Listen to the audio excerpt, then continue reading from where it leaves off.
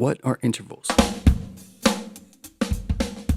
If you've never learned about intervals before, you might think it has something to do with time, because one of the English definitions of intervals is that it has to do with the time between events. In music, intervals are dealing with the space between notes and pitches. So an interval is just measuring the distance between two pitches. If you're looking at it in sheet music, intervals can be horizontal or vertical. If they're vertical, they look like this, and you'd be playing them at the same time. If they're horizontal, it would look like this, and you are just playing them one note at a time.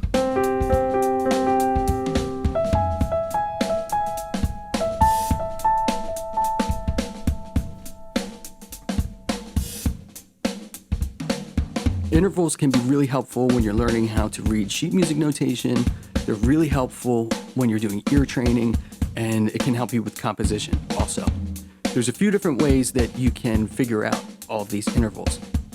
The first method is using a major scale. So let's look at an A major scale.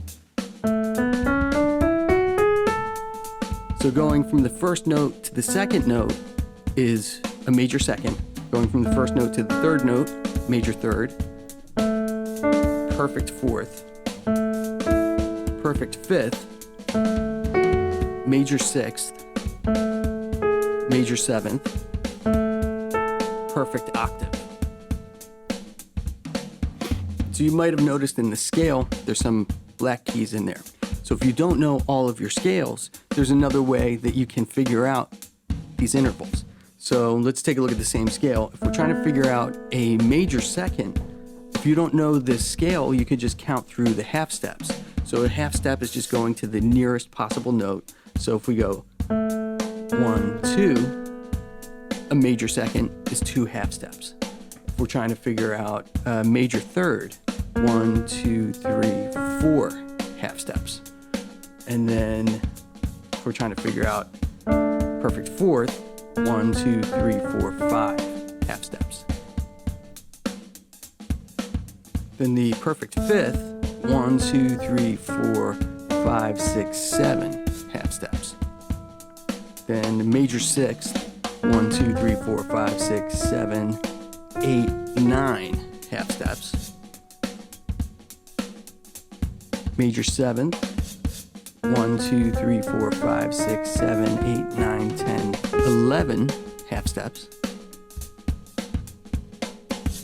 And then perfect octave, 1, 2, 3, 4, 5, 6, 7, 8, 9, 10, 11, 12 half steps. You can also figure out the interval by looking at the sheet music. If we look at C and G together, the way you would calculate it, you include the notes that are written. So the C would be 1, space would be 2, line is 3, 4, 5. So that would be a fifth. If we look at this one, there's your 1, 2, 3. So that would be a third. You probably noticed that some of these intervals are called perfect and some of them are called major and minor. The perfect ones are never called major or minor, and then the major and minor ones are never called perfect. That always stays consistent. The perfect intervals, for the most part, it's always going to be going from a white key to a white key, or a sharp to a sharp, flat to a flat. There's a couple instances where it does change. The key of B mixes it up a little bit. On the fifth, goes from a white key to a black key. B flat goes from black key to white key. But for the most part, perfect intervals are always natural to natural or sharp to sharp. So why are some of these intervals called perfect and then some of them are called major and minor? The perfect labeling originated from the overtone series. So these intervals are called perfect because the ratios of the frequencies are simple whole numbers. If we look at a middle C, that's 261 hertz. And then if we play a G above it, that's 392 hertz. And then when you divide these two numbers, you get 3 over 2, or 1.5. If you've been practicing scales on your instrument, and you're familiar with the C major scale and the C minor scale, If you look at the two scales overlapped, all of the perfect intervals are the same notes in both scales. The unison, the perfect fourth, the perfect fifth, the octave, those notes never change in C major or C minor. They're exactly the same in both scales. The sound of perfect intervals, I would say, are kind of neutral. If we take a perfect fifth, we could add, that's just C and G together. We could add a third to it and it would make it pretty. It would make it sound like a major chord.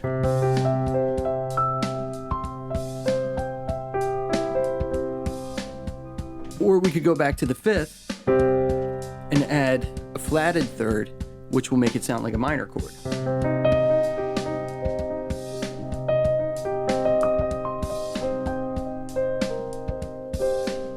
So by themselves, I kind of hear perfect intervals as neutral, and then the major and minor intervals, they're more consonant sounding, which can be like pleasant. They have a little bit more character to them. Like when you play a third,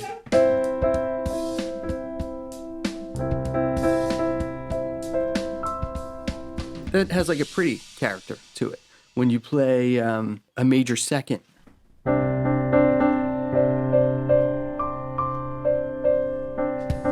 it's a little dissonant, you know, it has a little more character than perfect interval.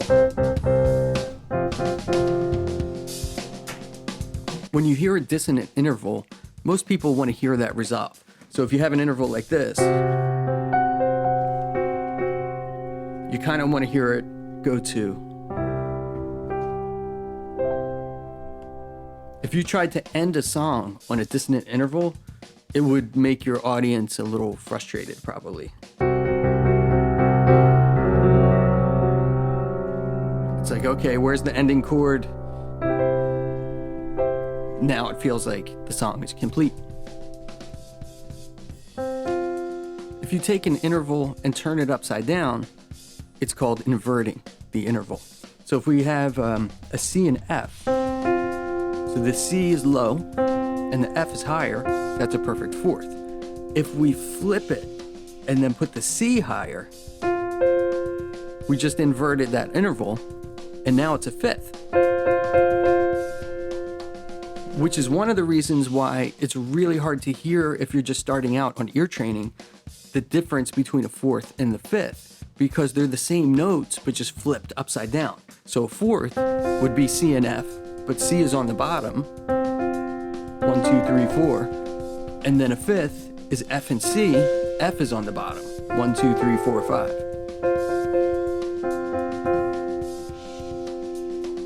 If we take a major interval and shrink it by 1/2 step, then we get a minor interval. For example, if we take a major third, which is C and E, and then if we flat the E, we have a minor third. If we take a major second, C and D, and then flat the D, minor second. We can't really do that with a perfect interval. If we flat the fifth, like if we're playing a fifth, if we flat that, it becomes diminished.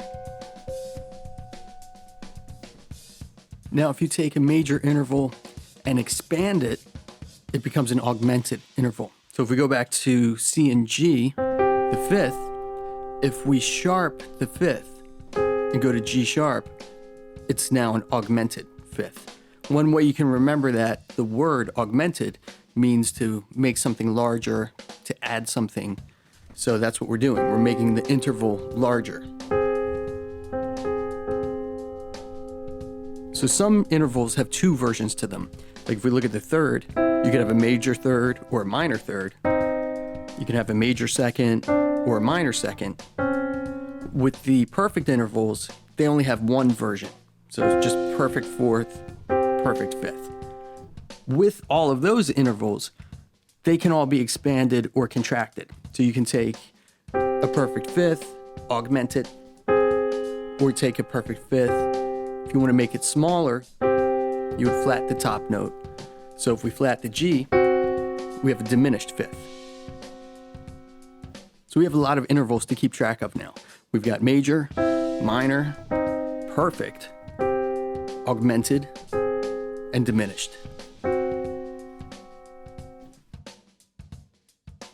There is a mathematical way to calculate interval inversions. If we go back to a major third, which is C and E, if you take the number 9 and subtract the original interval, that'll give you the inverted interval. So if we have C and E, the original interval was a third. So 9 minus 3 is 6. When you invert the interval, it also changes the quality of the interval. So a major will invert to a minor, a perfect inverts to a perfect, augmented inverts to a diminished. So if we have a major third, it's going to invert to a minor sixth. Just to make sure we understand this, let's do a couple other ones. If we go to a major second, which is C and D together, 9 minus 2 is 7. So when you invert that, it becomes a minor seventh. And then going from C to G, that's a perfect fifth. 9 minus 5 is 4. Perfect inverts to perfect. So the inversion of a perfect fifth goes to a perfect fourth. If you have 0 half steps, that would be a unison. And then 1 half step, like going from C to C sharp, it's a minor second. 2 half steps, going from C to D, major second. 3 half steps, minor third. 4 half steps, major third. 5 half steps, perfect fourth. 6 half steps, augmented fourth or diminished fifth. 7 half steps, perfect fifth. 8 half steps, minor sixth. 9 half steps, major sixth or diminished seventh. 10 half steps, minor seventh or augmented sixth. 11 half steps is major 7. And then 12 half steps is the perfect octave. You can also combine intervals to create chords. So a chord would be 3 notes or more.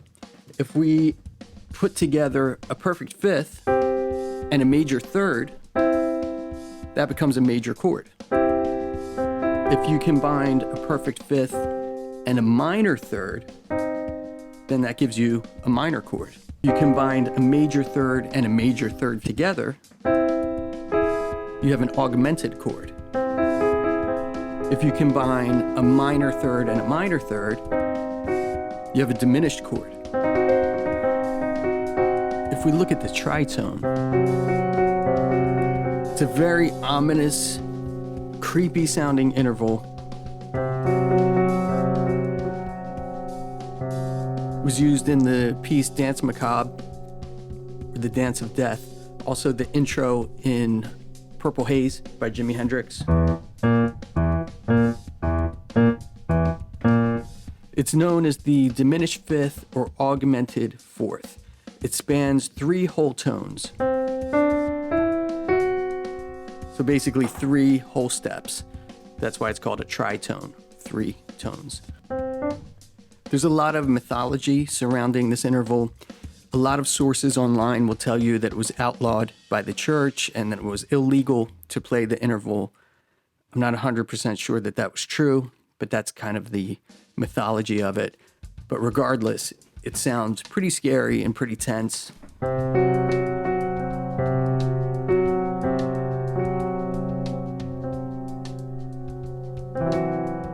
And there's a lot of examples of the tritone being used during that time period. So it's not really confirmed if it was an illegal interval to sing and play, but it definitely adds to the mythology of the whole thing. When you're learning music theory, it's only really helpful if you memorize the sound of everything. Otherwise, it's just a bunch of mathematical stuff that you don't really apply to your playing. If you're learning a chord, try to memorize the sound of that chord. If you're learning a scale, memorize the sound of that scale. For intervals, one way that you can start learning the sound of all these is to associate them with different songs. So if we start with a major second, the beginning of Happy Birthday, just those first few notes, the Happy Birthday, that's a second. Do, re, mi, So those first three notes, the do a deer, we have two different major seconds in a row. Silent Night. So those two notes are major second. Major third, When the Saints Go Marching In. I guess just the first two words, oh, when. Kumbaya starts with major third.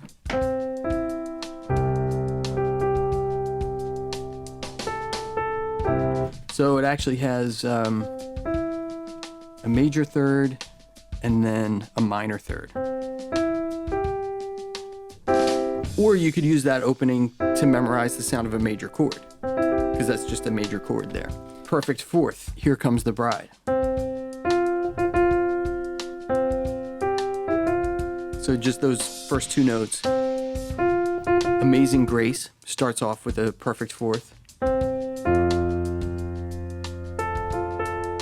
So just those first two notes. We Wish You a Merry Christmas. Same thing, just the first two notes are a perfect fourth. The tritone, that devil tone, to me, the easiest one to hear that is the Simpsons theme. You also have, we talked about Purple Haze, starts off that way. The perfect fifth, Twinkle Twinkle Little Star, starts off with the perfect fifth. Star Wars, that starts with a perfect fourth and then inverts it to a perfect fifth. So it starts with a fourth, and then from here to here goes to a fifth. Major sixth, the dashing through the snow part on Jingle Bells. So just the first two notes is a major sixth. NBC chimes is a major sixth.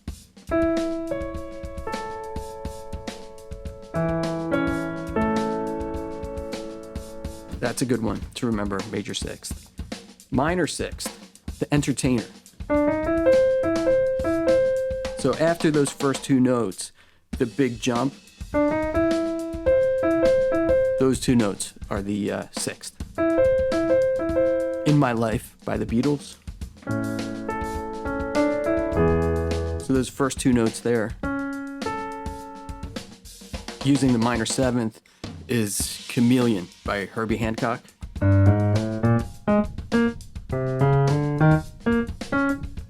So the seventh would be the, so after those first three notes, that's just going in half steps, but then we go to the minor seventh.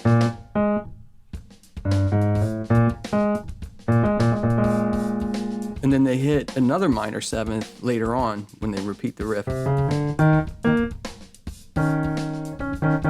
They end on that minor seventh. They're kind of dissonant sounding. An octave, use the Immigrant Song by Led Zeppelin. There's thousands of them, so you just have to find a song that resonates with you to help you remember the sound of these intervals. But that always helped me a lot, like using specific songs to kind of use as a cheat sheet to remember the intervals.